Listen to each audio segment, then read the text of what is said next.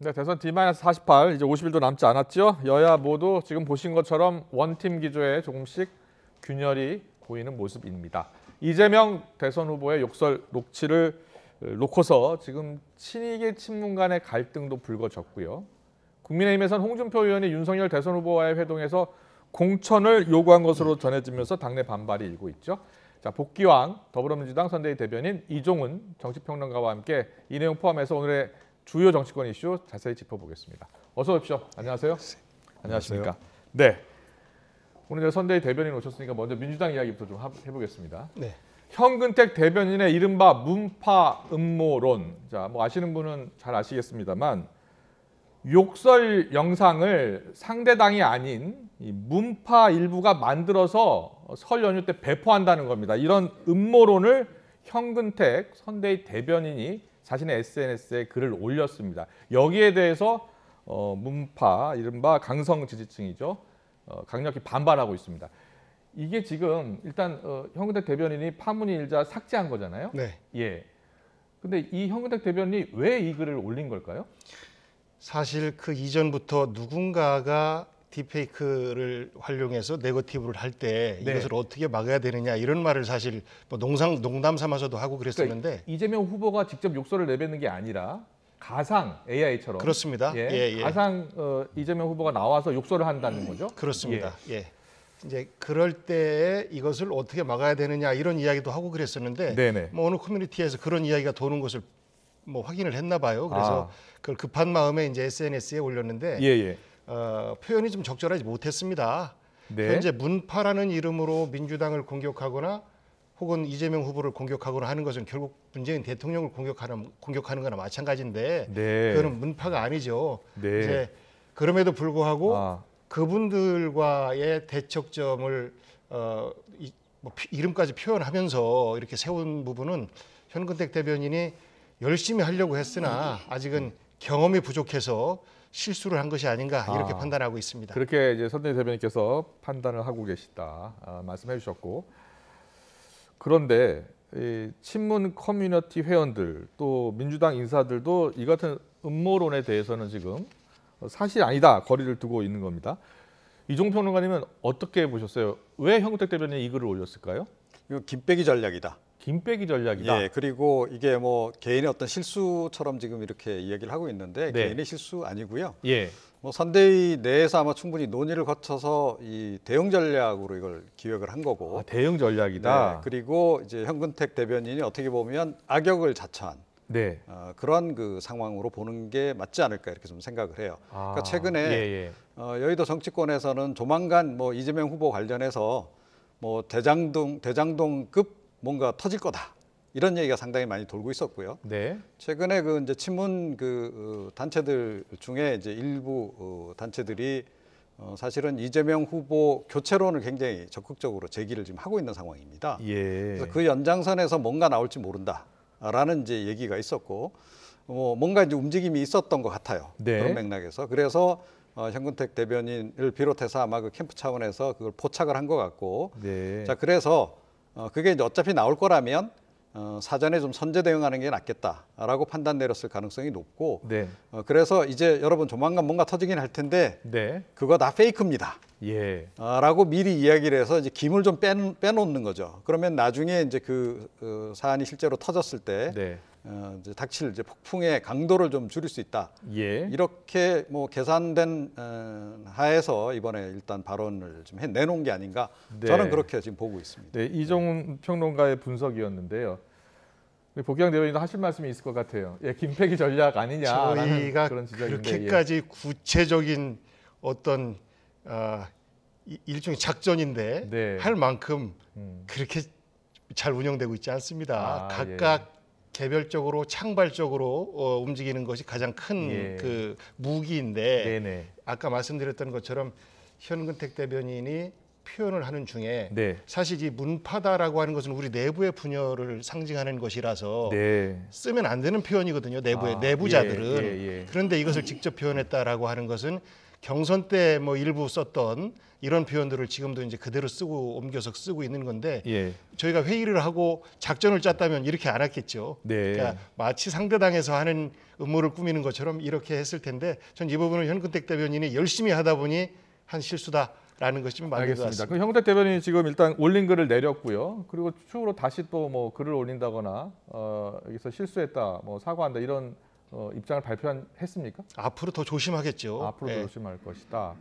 그래서 좀 반발이 좀 있는 것 같은데. 그렇습니다. 예, 이 예. 부분은 사실 문파라는 이름으로 민주당을 공격하는 것에 대해서 굉장히 가슴이 아프고 안타깝고 예. 그래서 어떤 많은 사람들이 과연 이분들이 문 대통령을 좋아했던 분들이고 문 대통령을 지키려고 하고 앞으로도 지지하려고 하는 분들인가. 예. 예를 들어서 노사모 같은 분들은 노무현 대통령 퇴직하시고 나서도 계속 지켜오고 있고 지금도 또 여전히 그 활동을 연장선에서 하고 있는데 예. 이분들의 활동으로 보면 그렇지 않거든요. 예. 사실 문 대통령을 흠집내는 활동을 하고 계시는 분들이라 문파라는 이름으로 활동하는 그 순수한 많은 분들이 있습니다만 이 내에는 순수하지 못한 분들이 있다. 그 순수하지 못한 분들을 지칭을 하려면 제대로 했어야 되는데 그것이 오해를 사게 한 것에 대해서 저희들이 좀 가슴 아프게 생각하고 그렇군요. 있는 겁니다. 많은 언론들에서는 이렇게 이야기를 합니다. 그동안 이재명의 민주당에서 문재인 정부와 차별화를 하는 동안에 친문 지지층을 좀 자극하는 발언을 해왔기 때문에 이 사건을 계기로 혹시 친일 친문의 갈등이 더 커지는 것 아니냐 이런 분석들을 내놓고 있더라고요. 그 부분은 제가 문재인 정부의 정무비서관 출신인데요. 예. 기본적으로 정권 재창출이라고 하는 것은 계승하면서 혁신하는 겁니다. 그리고 예. 현 정부보다는 더 나은 정부를 만들겠습니다라고 국민들에게 말씀드릴 때 정권 교체와 버금가는 오히려 더 나은 모든 정책과 사업의 연속성이 살아있는 이 과정에서 우리 국가가 더 득을 볼 수 있습니다라고 말씀을 드리려면 변화되는 것들이 있어야 되지 않겠습니까? 예. 그런 측면에서 차별화라고 하는 것을 정책을 일부 다른 정책을 주장한다라고 해서 이것을 서운해하고 뭐 하는 거는 그건 어린아이 생각이고요. 네. 기본적으로 더 나은 정책을 찾아서 더 나은 앞으로의 5년을 비전을 제시하는 것이 저는 정권 재창출을 주장하는 후보의 몫이라고 생각합니다. 알겠습니다. 이종호 평론가님, 앞서 이제 김빼기 전략 차원일 가능성이 있다라고 이야기해 주셨는데 친이와 친문의 갈등이 본격적으로 나타나기 시작하는 계기가 될 것이다. 이런 분석에 대해서는 어떻게 평가하세요? 그러니까 사실은 이제 그 이낙연 전 대표를 지지했던 사람들 중에 일부는 여전히 이제 승복을 못하는 분들이 좀 있는 거고요. 네. 그리고 이제 뭐 아시다시피 지난 이제 경선 과정에서 이제 친노 친문계가 이제 그 양쪽으로 갈리지 않았습니까? 네. 이재명 후보 지지하는 분도 있는 반면에 이낙연 전 후보를 이제 지지하는 쪽으로도 일부 갔고. 친문이 분화했다 이런 표현을 쓰더라고요. 네, 근데 그 당시에 이제 그랬었던 거고. 예. 그런데 이제 뭐 이낙연 후보 전 대표하고 이제 이재명 후보 간에 뭐 상당히 좀 최근에 화해를 하지 않았습니까? 네. 그 이후에 이제 대부분의 사람들은 이제 이재명 후보 지지로 이제 돌아섰는데 그랬군요. 여전히 이제 일부들은 이제 이걸 용납을 하기 어렵다 이렇게 좀 하는 거예요. 그래서 뭐 아시다시피 그 문재인 대통령 지난번 대선 과정에서도 이재명 후보하고 상당히 좀 갈등이 좀 있지 않았습니까? 네네. 그리고 이제 그때 이제 친문계 쪽에서 이재명 후보를 좀 불편하게 생각하는 사람들도 꽤 있었던 거고, 이제 그분들이 지금 계속 반 이재명 활동을 지금 하고 있어요. 그래서 이제 최근에 이제 뭐 여러분도 다 아시는 이재명 후보의 그 변호사비 대납 의혹 제기했던 이병철 씨 사망 사건이 있었는데 그거를 계기로 해서 이제 이 분들이 이제 이른바 이제 깨어있는 시민 연대당 중심으로 해서 후보 교체론을 다시 좀 불씨를 좀 키우고 있는 그런 상황입니다. 그래서 그 연장선상에서 이제 뭔가 이제 추가 폭로가 나올 거다라는 이제 얘기가 정치권에서 이제 돌고 있는 거고, 이제 그런 맥락에서 이제 뭔가 좀 이제 이게 조금 자칫 잘못하면 향후에 더 분란 요인이 될 수 있다. 이 판단을 이제 이재명 후보 쪽에서 좀 내린 거 아닌가. 그래서 그 맥락에서 현근택 대변인의 발언도 나온 것으로 저는 그렇게 이해하고 있습니다. 선거를 앞두고 정치권에서 도는 이야기가 사실인 것도 있지만 사실 또 거짓일 가능성도 있잖아요. 그래서 한번 좀 더 지켜봐야 될 것 같습니다. 그런데 이런 가운데 정청래 의원 이야기 계속 나오고 있는데요. 정청래 의원이 이핵관, 그러니까 이재명 핵심 관계자 이핵관을 언급하면서 자신의 탈당을 요구했다라고 밝혀서 논란이 일고 있잖아요. 그런데 오늘 이 조응천 의원, 이재명 후보와 매우 가깝다고 하죠. 사법연수원 동기고요. 조홍천 의원이 정청래 의원을 공개 저격하는 발언을 했습니다. 오늘 오전 라디오 인터뷰 듣고 오겠습니다. 각 사찰을 가보시면은 그 입구에 현수막이 다 붙어 있어요. 정청래 사퇴하라. 그래도 저렇게 그냥 있는 거 보면 참 대단하신 분이다 싶습니다. 글쎄 뭐 이해관이 가지고 했다고 그런 얘기를 했다고 이걸 페이스북에 올리신 걸 보고 또 저도 조금 의아스러웠는데 솔직히 뭐 차마 말은 못하지만 마음속으로 자진해서 좀 탈당해줬으면 하는 의원분들 주위에 많을 겁니다. 선당우사 하잖아요. 지금만큼 선당우사가 필요한 때가 언제입니까? 사랑하기에 헤어졌노라 뭐 그런 얘기도 있지 않습니까? 네, 조홍천 의원, 민주당에는 윤핵관에 비견될 이핵관은 없다 이렇게 이야기를 하면서 선당후사를 위해서 정청래 의원이 좀 탈당해줬으면 좋겠다라고 했습니다. 자, 실제로 정청래 의원이 좀 탈당했으면 좋겠다라는 의견들이 당 내에서 있는 겁니까? 저는 수면으로 올라온 이야기는 못 들었습니다. 우리 예. 조홍천 의원님께서 이제 마음 속 생각을 말씀하신 건데 예. 정청래 의원이 좀 튀는 스타일 아닙니까? 예. 그러다 보니까 사실 정청래 의원이 제기한 이슈는 뭐 20, 30년 전부터 해서 우리 국민들의 어찌 보면 뭐 작은 권리이기도 한데 국립공원을 가는데 사찰이 있는 데를 거쳐갈 때는 통행료를 내야 되는 네. 그리고 이것이 이제 사찰의 수입으로 가는 것에 대해서 문제 해결점을 찾아야 되는데 이것을 가지고 마치 불교의 문제인 것처럼 표현한 그것이 잘못된 건데요. 예.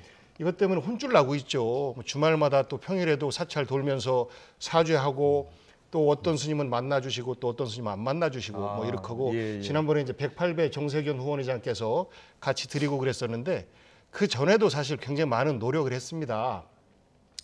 정청래 의원이 진실되게 사죄를 하고 또 우리 불교계에서도 그 진실된 사죄에 대해서 받아주셨으면 하는 마음이 간절한데 네. 그런 노력의 결과가 어느 정도 나오는 시점쯤 해서 사실 어느 누군가가 그래도 후보랑 좀 가깝다라고 정청래 의원이 볼 때 생각되는 그분이 개인의 의견으로 대선 때까지는 조금 힘드니까 잠시 스스로 좀 비켜줘 있으면 안 되겠어라는 말을 하지 않았을까 싶어요. 그런데 이제 이것이 정청래 의원은 그렇지 않아도 본인의 발언으로 당의 폐가 되는 것에 대해서 굉장히 부담을 느끼고 있는 차에 탈당 이야기, 자진 탈당 이야기가 나오니까 화가 나서 SNS에 올린 것이 네네.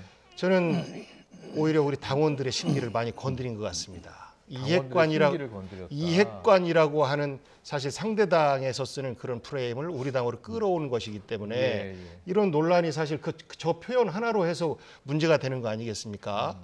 그러니까 예를 들어서 당의 관계자가 혹은 선대의 관계자가 자진 탈당하면 어떠냐라고 물어왔다. 하지만 나는 탈당하지 않겠습니다. 라고 얘기를 했다면 많은 당원들이 저 이슈와 그리고 발언의 실수와 이 두 가지를 가지고 이것이 과연 출당까지 혹은 탈당까지 할 이슈인가라는 것에 대해서 우리 당원들이나 국민들도 뭐 좀 껴뚱할 텐데 지금 이 대목은 사실 당에 큰 폐를 끼친 거거든요. 그래서 이 부분은 정청래 의원이 그동안 정치를 많이 해오셨던 분인데 큰 실수를 한 겁니다. 정청래 의원의 큰 실수다. 큰 실수를 한 겁니다. 이종필 평론가는 어떻게 보셨어요? 어떻게 정청래 의원이 탈당을 할 것 같습니까? 자진 탈당 안 한다고 하는데. 뭐 안 한다고 했으니까 안 하겠죠. 근데 저는 정청래 의원이 이핵관인 줄 알았거든요. 하도 그 이재명 후보 그 옆에서 자주 그 포착이 되고 보도하는 과정에서 그래서 그런데 이번에 확실히 본인이 이핵관이 아니다라는 걸 스스로 지금 이제 말씀을 하신 격이 돼버린 것 같아요. 진짜 이핵관이었다 그러면 아마 이런 말을 하지 않고 그 요구를 수용을 했겠죠. 그래서 이재명 후보를 위해서 잠시 자기가 당을 떠나겠다 하고 아마 그런 선택을 했을 텐데 그런 선택을 안 한 거로 봐서는 확실히 이핵관은 아닌 것 같습니다. 그런데 뭐 이핵관 있죠. 그리고 뭐 없다라고 얘기하는 게 사실은 말이 안 되고 그런데 이핵관이든 윤핵관이든 일을 잘하면 별 상관없습니다. 근데 일을 잘 못하고 후보자를 좀 잘못된 길로 이끌고 하니까 이게 이제 논란이 이제 되는 건데 이번 같은 경우에는 그러면 그 정청래 의원이 이야기한 이핵관들이 좀 무리한 그런 요구를 했느냐. 저는 선거 과정에서 이런 정도의 요구는 할 수 있는 요구였다라고 저는 봐요. 예. 그리고 뭐 워낙 이게 지금 불교계 쪽에서 논란이 많이 되고 있고 반발이 굉장히 거센 상황이거든요. 그래서 당 차원에서 조금 전에 이제 뭐 108배 얘기도 많이 하셨는데 뭐 그런 정도까지 노력을 했는데도 불교계 쪽에서 여전히 지금 뭐 화를 안 풀고 있어요. 자, 이렇다라고 한다면 뭔가 이렇게 상징적으로라도 조치를 취해줘야 되는 이제 그런 거거든요. 정치적으로는 그런 차원에서 아마 이제 이야기를 이제 한 거 아닌가. 이재명 후보는 들고요. 모르는 일이다 이렇게 일단 선을 그었고요. 근데 이재명 후보와 매우 가깝다는 조응천 의원이 선당우사 이야기하면서 좀 탈당해줬으면 좋겠다라는 입장을 밝힌 거잖아요. 네. 그런데 사실은 이걸 방송에 나와서까지 이야기할 사안은 또 아니었다라고 봐요. 그러니까 자기들끼리 내부에서 이야기를 하고 불만이 좀 있으면 거기서 이제 그런 정도로 조율을 좀 해야 되는 건데 정청래 의원도 그런 측면에서는 뭐 본인이 살기 위해서 이제 그랬다라고 생각은 하지만 좀 정치를 오래 한 그 정치인답지 않은 그런 행동을 한 거다라고 보고 조응천 의원이 방송에 나와서 그런 얘기한 것도 결국 뭐 내부에 문제 있다라는 걸 밖에 나와서 그냥 까발린 격이 돼버렸다는 거죠. 그래서 저것도 별로 바람직하지 않다.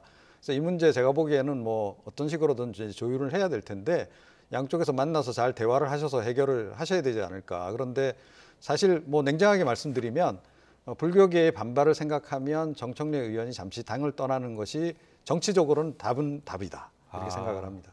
그렇군요. 이게 참 난감한 문제인데요. 그러니까 말실수로 선거에 불리하니까 뭐 당을 떠나달라라고 하는 것은 명분이 부족합니다. 그럴 경우에 이제 개인의 결단이 요구되는 건데 그것을 사적인 통로로 해서 누군가가 개인의 의견으로 전달을 한 건데 이걸 가지고 당에 폐가 되는 표현으로 본인의 의견을 제출했다라고 하는 것은 선당 후사의 의식이 부족한 것 아니냐라는 것이 저 발언 이후에 일반적으로 이제 뭐 의견이고요.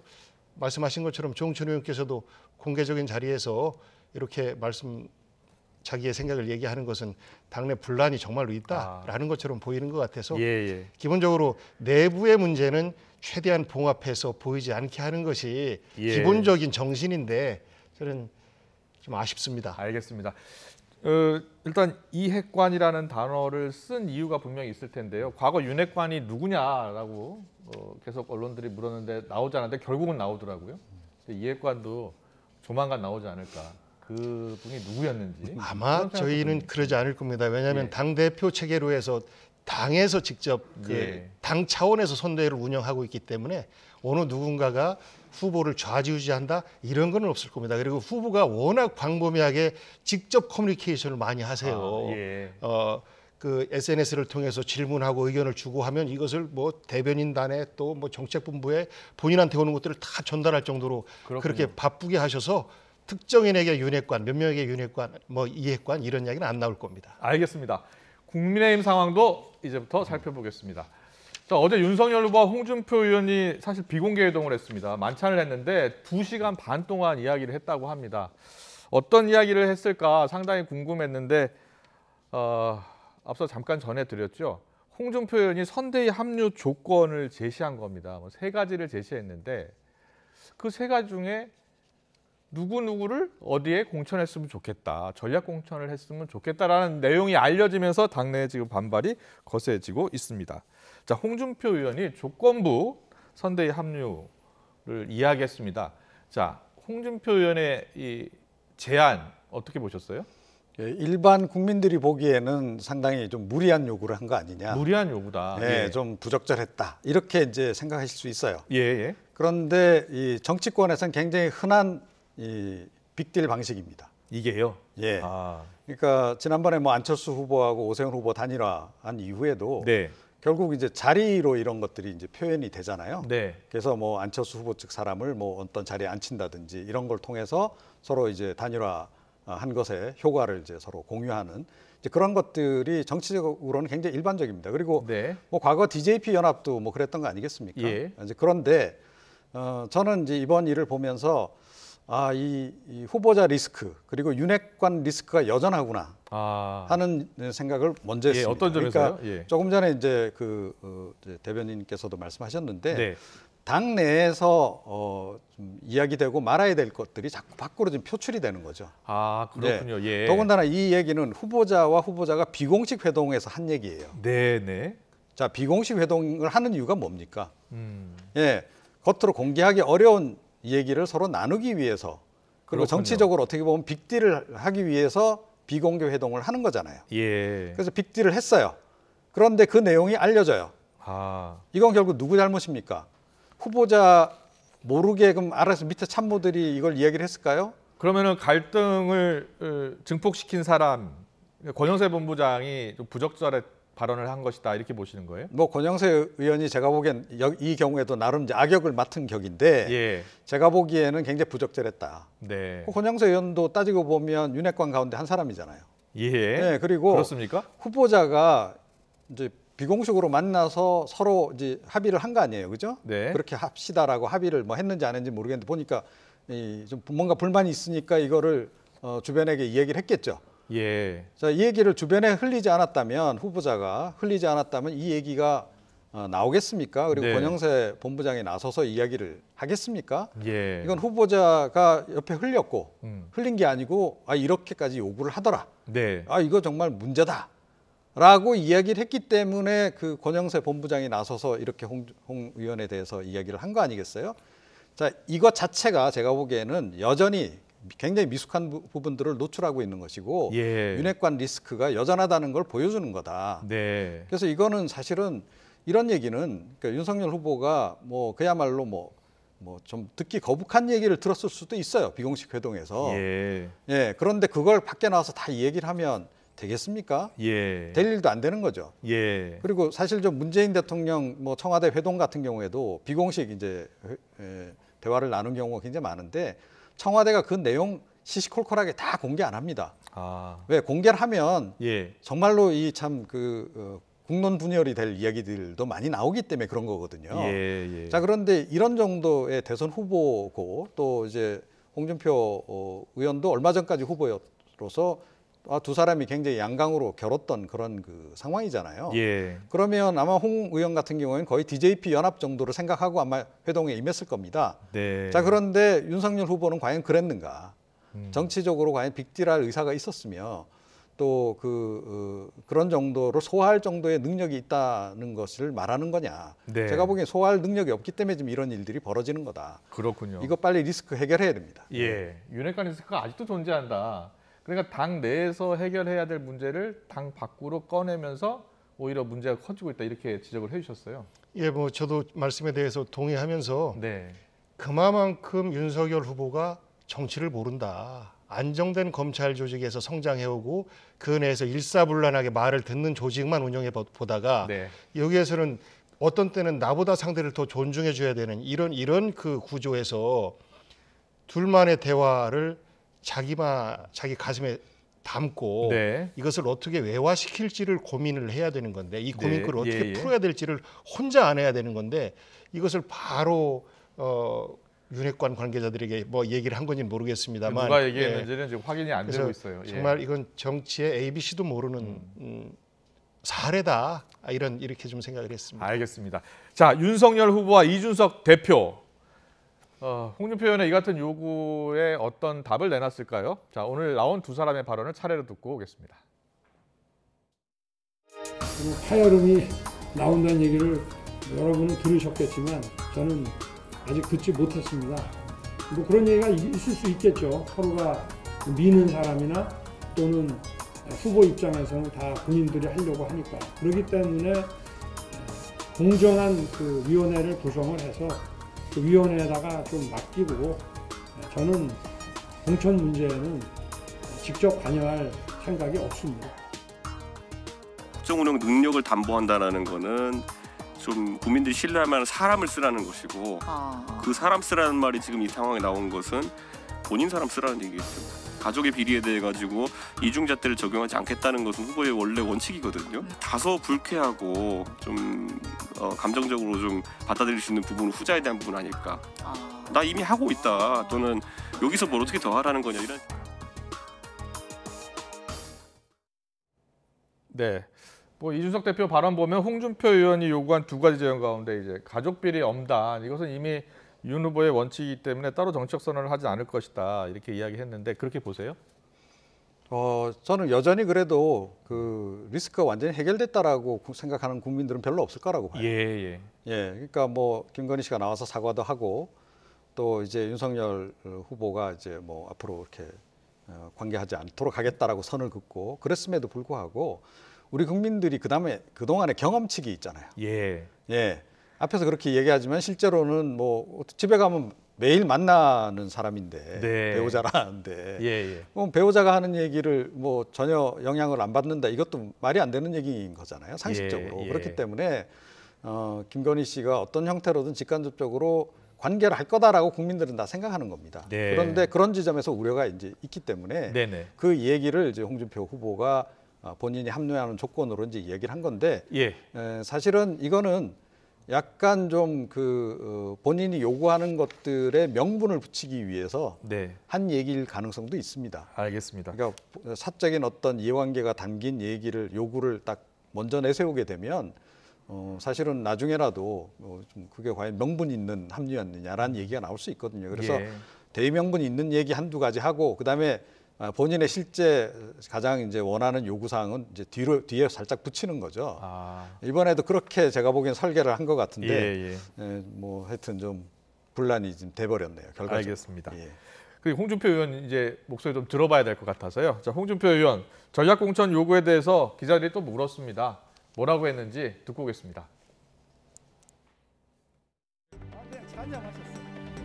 지금 시국이 이런데 어떤 얘기 하셨는지 좀 궁금해가지고. 아니 옆방에 있는 이웃 사촌들이 그거 바로 내 방이 옆방. 안녕하세요. 나는 취재 대상은 아닙니다. 국정 운영을 담보할 조치를 요구하신 게 맞으세요? 국민들이 불안해하니까 국정 능력을 담보할 수 있는 조치 중에 그런 사람들이 대선의 전면에 나서야지 선거가 됩니다. 그걸 두고 연불에는 관심이 없고 제밥에만 관심이 있어가지고 공개적으로 그런 식으로 하는 사람, 갈등을 수습해야 할 사람이 갈등을 정복시키는 그런 사람이 대선을 이끌어서 대선이 되겠습니까? 어떻게 후보하고 이야기한 내용을 가지고 나를 비난하고 방자하다. 그건 방자하기 이를 데 없다. 뭐 지금 들으신 것처럼 이제 일단 국민의힘에서는 홍 의원의 공천 요구에 대해서 거부 의사를 지금 밝힌 상황인데요. 자, 홍준표 의원이 민주당 선대위에서는 어떻게 보고 계세요? 홍준표 의원이 선대위에 합류할 것으로 보세요?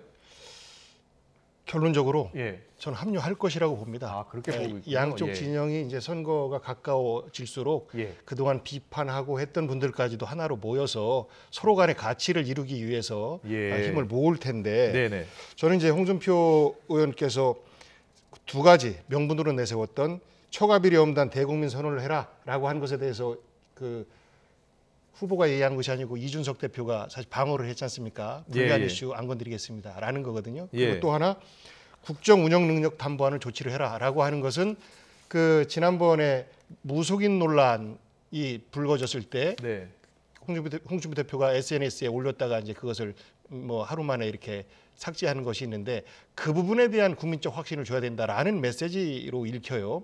그래서 이 두 부분까지는 굉장히 멋있고 또 젊은이들에게도 역시 홍카콜라야라고 전달이 됐을 텐데 이제 맨 마지막에는 역시 정치인이야, 그것도 노회한 정치인이야라는 것이 이제 공천 거래로 이렇게 전달이 됐는데 저는 지금 이렇게 뭐 내용이 있는 것처럼 불거지지만 홍준표 의원의 요구가 어느 정도 관철이 되지 않을까 싶어요. 이것을 어떤 뭐 합리적 명분을 찾아서 홍준표 의원 측에서 추천하는 사람을 전략 공천하고 그러면서 홍준표 의원을 선대위로 끌어들이는 뭐 이런 과정들이 앞으로 예상이 됩니다. 하나 더 여쭤볼게요. 지금 서울 종로, 서초갑, 뭐 대구, 경기, 안성, 상당 5곳 재보궐선거도 함께 이번에 대선 때 치러지잖아요. 혹시 민주당은 지금 어떻게 추진하고 있습니까? 저희는 아직까지 거기까지는 현재 고민을 전혀 못 하고 있습니다. 48일 남았는데 이제 얼마 안 남았는데 그러면 민주당도 전략 공천할 가능성이 있습니까?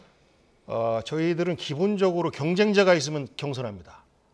기본적으로 경쟁자가 있으면 경선을 하는데 네. 정말로 중요한 상징적인 지역이다. 예를 들어서 종로다라고 했을 때는 예. 어떻게 하는 것이 대통령 선거에 도움이 되는지에 대한 이낙연 면밀한 전 대표 판단을 지역 해서 보이기도 하고요. 예. 그것에 대한 그 보궐선거 출마자 후보 간의 어떤 무게가 별 차이 나지 않는다. 혹은 전체 우리 그 일종 런닝메이트처럼 네. 이런 그 저 팀을 짜는 데 있어서 차이가 없다라고 하면 경선할 겁니다. 기본적인 정신입니다. 예, 경선이 기본인데 전략 공천 가능성도 열어두신 거예요. 그러면요. 예, 결국은 이종우 평론가님, 홍 의원이 합류할까요, 선대위에? 다시 좀 저울질을 하지 않을까 싶어요. 다시 저울질에 들어갈 것 같습니다. 예, 그러니까 이게 지금 절대 나와서는 안 되는, 밖에 외부에 나와서는 안 되는 얘기가 나와버린 거거든요.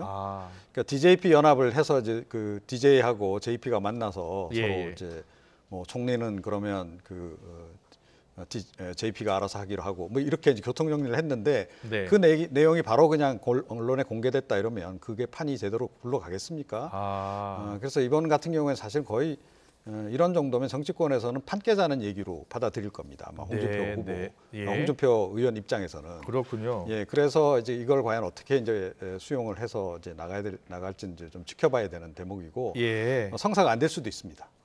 예, 그리고 성사되더라도 아마 정치적으로 윤석열 후보가 더 큰 거를 주지 않으면 아마 설득해내기가 굉장히 어려워지는 그런 상황입니다. 최재형 전 감사원장을 종로에 출마시키는 게 좋겠다라는 의견을 제시한 거잖아요.